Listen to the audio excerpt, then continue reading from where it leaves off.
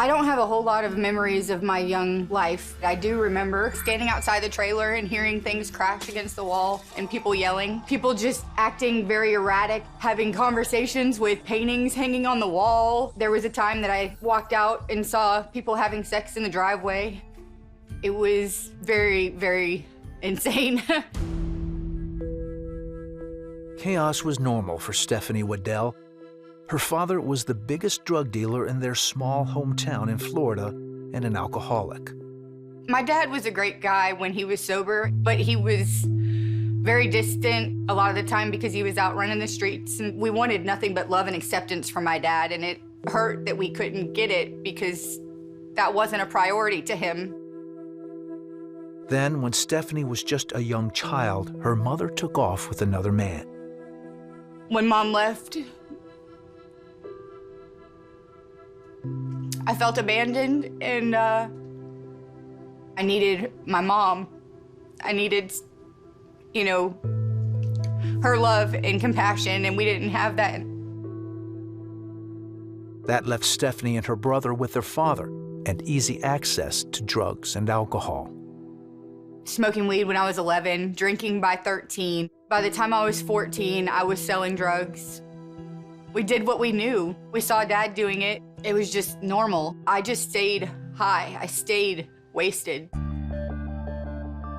At 15, Stephanie dropped out of school and moved in with her 24-year-old boyfriend. That was probably one of the stupidest things I've ever done. He used me for sex, and he would cheat on me on a regular basis. He told me to deal with it. Eventually, she found another man, and then another, a pattern she would follow for years, looking, hoping to find someone who would love her.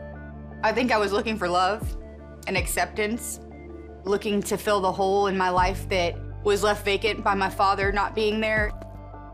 I hated that I let men use me for sex. I hated that I would jump from relationship to relationship. I hated pretty much everything about myself for a lot of years.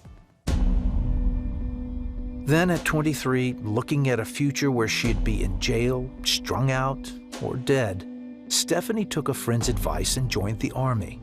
There, she earned her GED and worked as a mechanic. She also quit using drugs. Her drinking and promiscuity, however, escalated. I ended up being stationed in Baumholder, Germany, where bars don't close.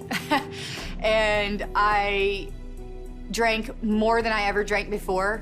I would stay in bars all hours of the night. I would wake up with different guys. I would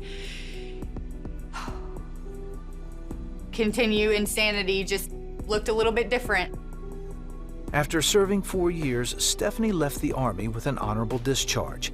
Returning to her hometown, she picked up where she left off, using drugs and men to fill the emptiness in her heart. But one thing had changed. Her mom was now a Christian and convinced her daughter to attend a few church services. It's all because of you. There had to be something bigger than me out there. I had been trying to get sober on my own for years, and I couldn't get me sober. I couldn't change my behavior or the way that I was living. Then finally, after a weekend of getting blackout drunk, Stephanie reached out to God for help.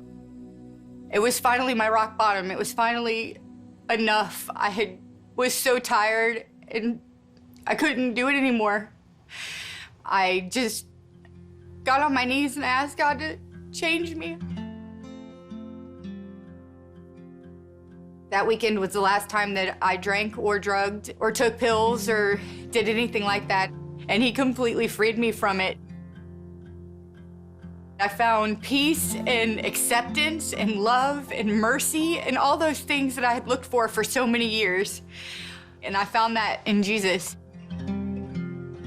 Soon after, she found a church with a sign that said, "Come as you are." There, she learned more about this God, His love, and His grace. Our pastor talked about God's forgiveness and love and mercy and how it wasn't through anything of my own. I was like, wow, my eyes kind of were like opened, and that was the moment that I just asked him to forgive me for everything I had done. And he did. He has completely transformed my life. Today, Stephanie is a wife, adoptive mother, and founder of Freedom Life Compass, a Christ-centered nonprofit rehab and recovery organization. As for Stephanie's family, her siblings have all gotten clean and reconciled with their mother. Her father, currently serving time for drug trafficking, not only overcame his addictions, but also gave his life to Jesus Christ. Nothing is too broken for God. Nothing. And I'm just so excited to see how God is transforming him and me and my mother and my siblings, and I just can't wait till we're all out here one day talking about how God completely redeemed my entire family. It's amazing to see what he can do when we let him work in us.